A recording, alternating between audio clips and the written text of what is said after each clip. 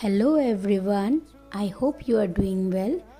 আজ হচ্ছে day 5 of intermittent fasting challenge.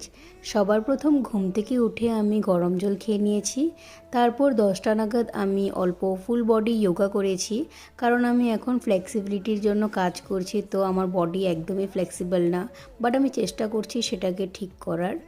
তারপর 11:30 নাগাদ আমি রাজমা আর দুটো ডিম খেয়েছি।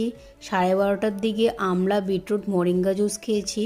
তারপর স্নান টান সেরে পুজো দিয়ে এই প্রসাদটা খেয়েছি।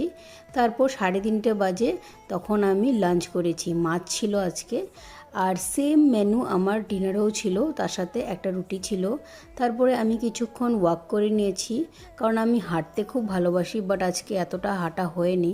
আজকে আমি একদম 2700 স্টেপসই কমপ্লিট করতে পেরেছি। তারপরে 2.5 লিটার জল খেয়েছি সারাদিনে, আর দিনের শেষে আমি হার্বেল টি বানিয়েছি। Thank you.